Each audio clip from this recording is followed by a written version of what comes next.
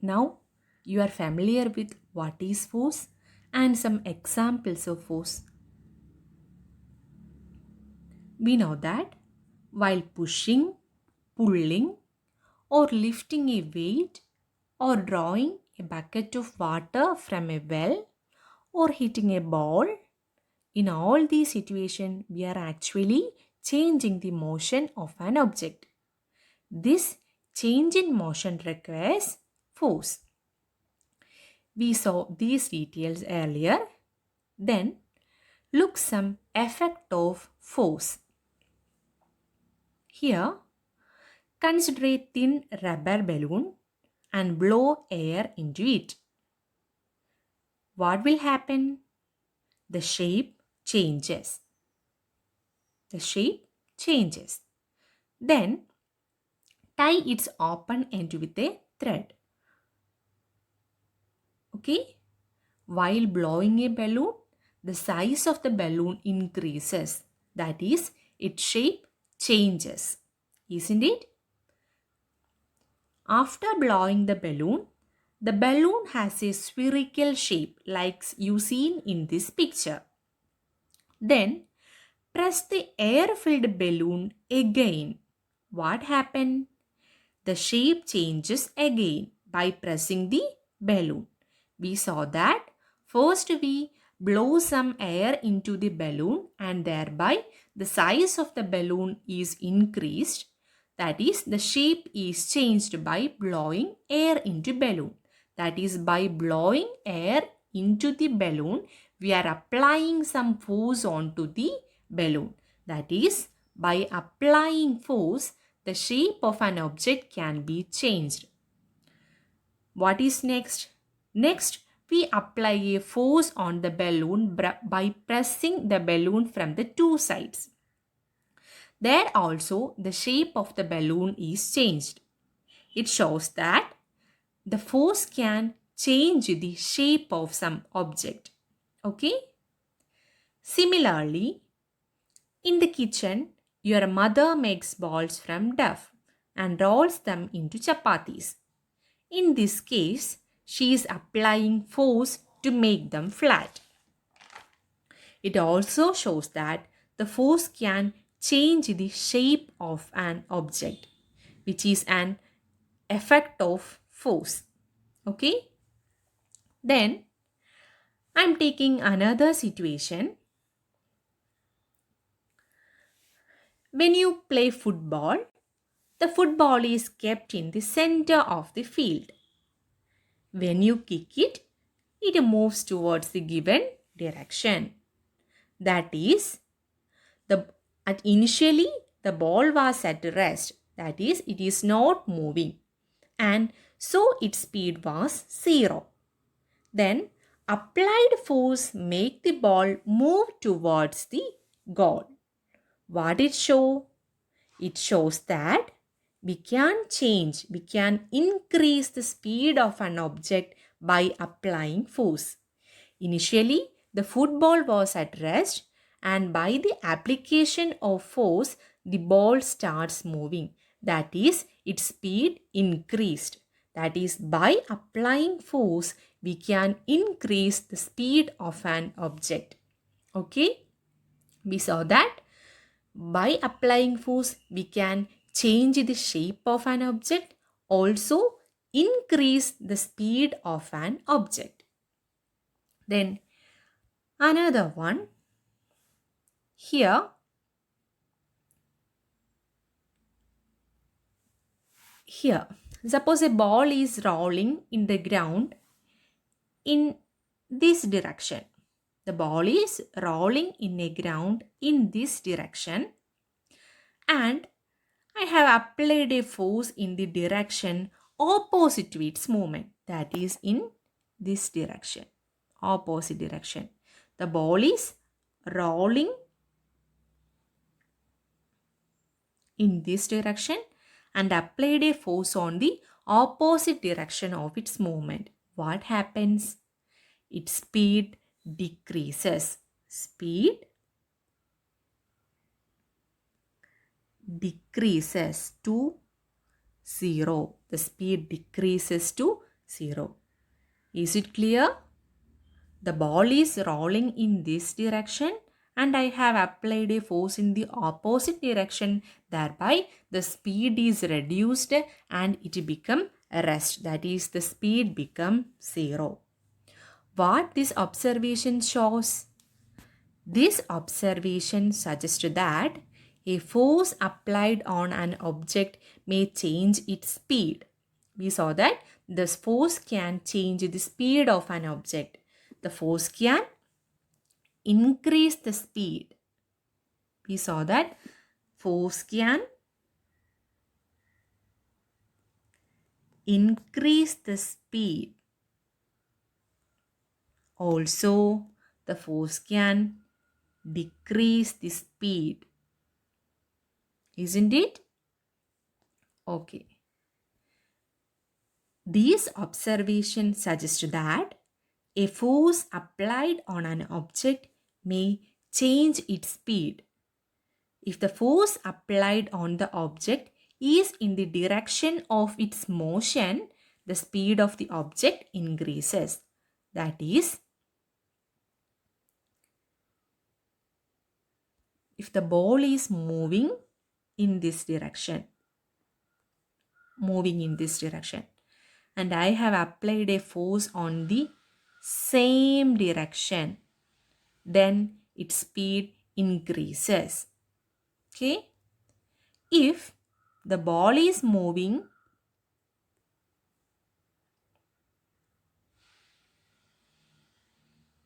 in this direction and I apply a force on the opposite direction of movement, hence its speed decreases. Okay? These observations suggest that a force applied on an object may change its speed. If the force applied on the object is in the direction of its motion, the speed of the object increases.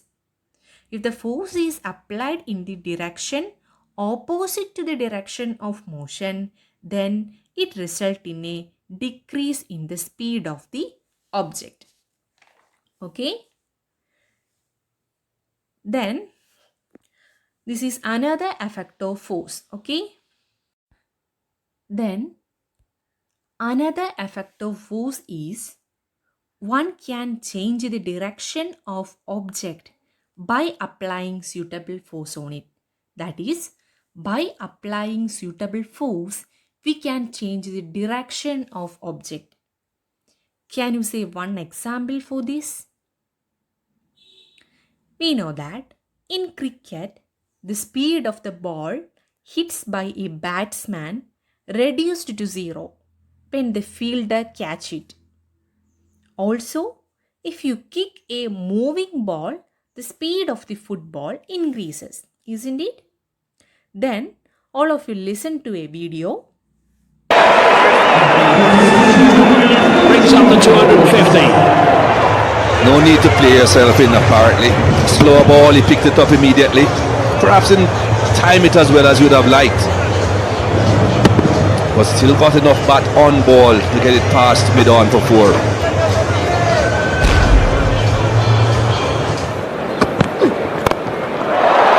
Over the top of mid-off, and that's one bounce boundary.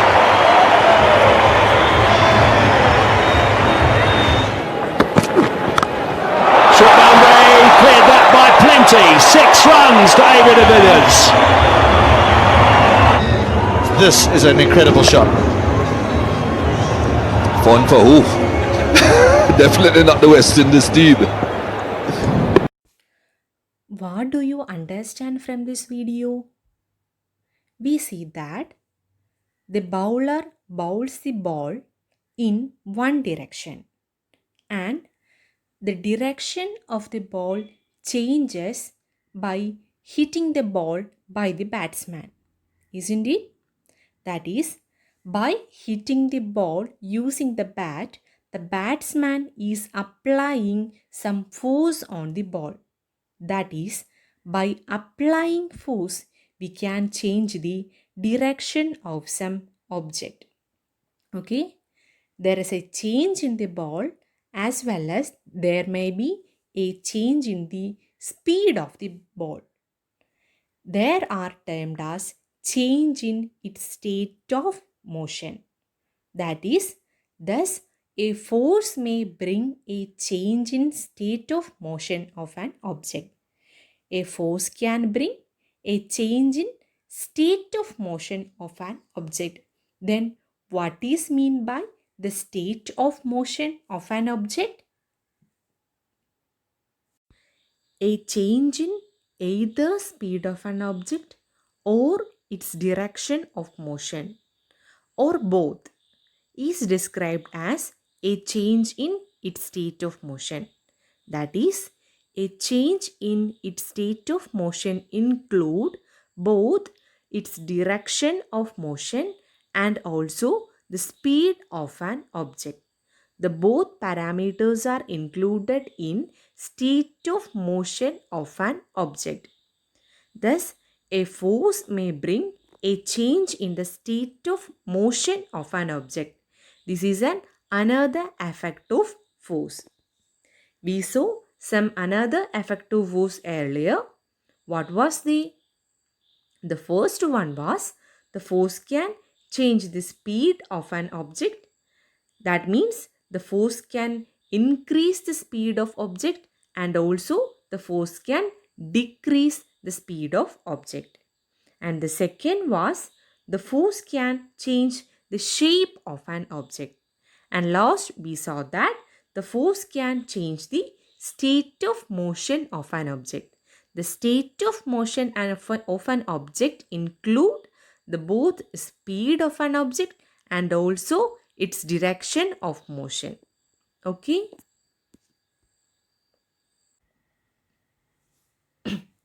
What is state of motion? The state of motion of an object is described by its speed and the direction of motion. If a force is applied and the speed of an object is changed, we can say that its state of motion is changed. If the direction of an object is changed by applying some force, there also we can say that its state of motion is changed. In some cases, by applying force, there will be a change in both the speed of an object and also the direction of motion of an object. In this case also we can say that there is a change in state of motion of an object. The state of motion of an object is described by its speed and the direction of motion. The state of rest is considered to be the state of zero speed. That is, if an object is not moving, it is in rest, we can say that it is in a state of rest. When its speed is zero, we can say that the object is in state of rest. Then an object may be at rest or in motion. Both are in state of motion. Okay? Is it clear? What we have learned in today's class? First, we learned about the definition of force. We saw that in science, a push or pull on an object is called force.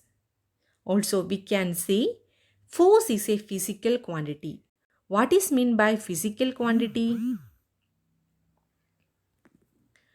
We can say force is a physical quantity. Physical quantity means a measurable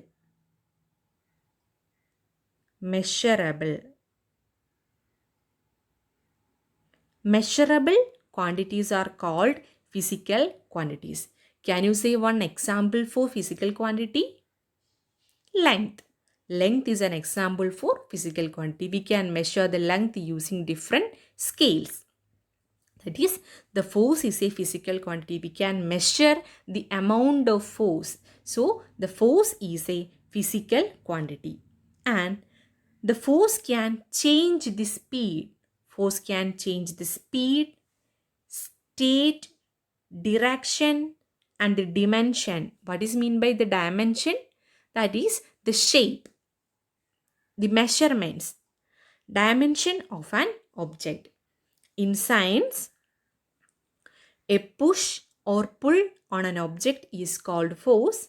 We can say force is a physical quantity, that is a measurable quantity, and that can change the speed of an object, shape of an object, and the direction of an object, state of an object. Okay, these are about force. Also, the strength of force is usually expressed by its magnitude. We saw that the force has both direction and magnitude. Magnitude.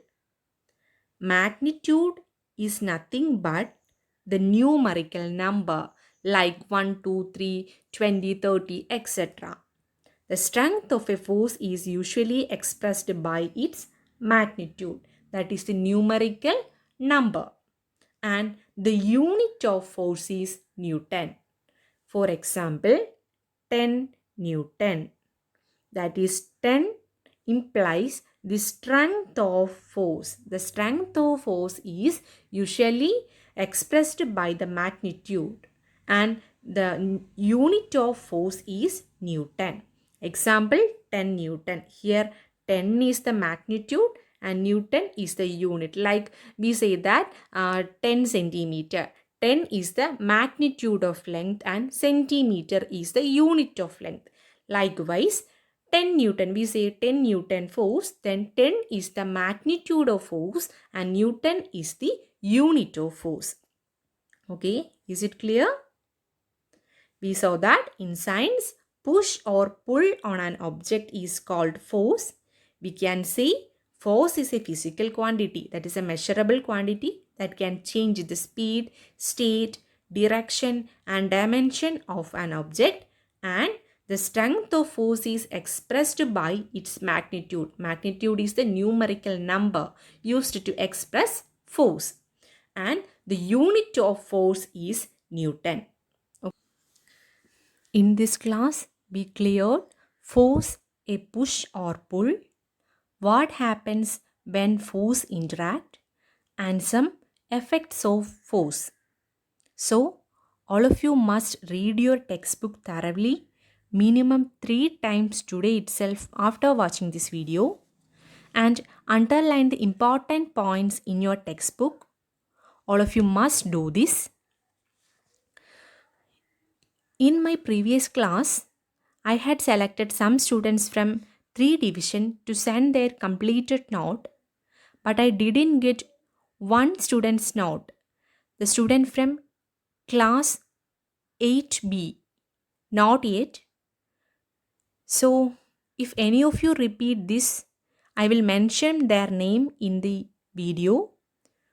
Students, you have lot of time to attend class, writing notes and reading textbook. So please use your time effectively.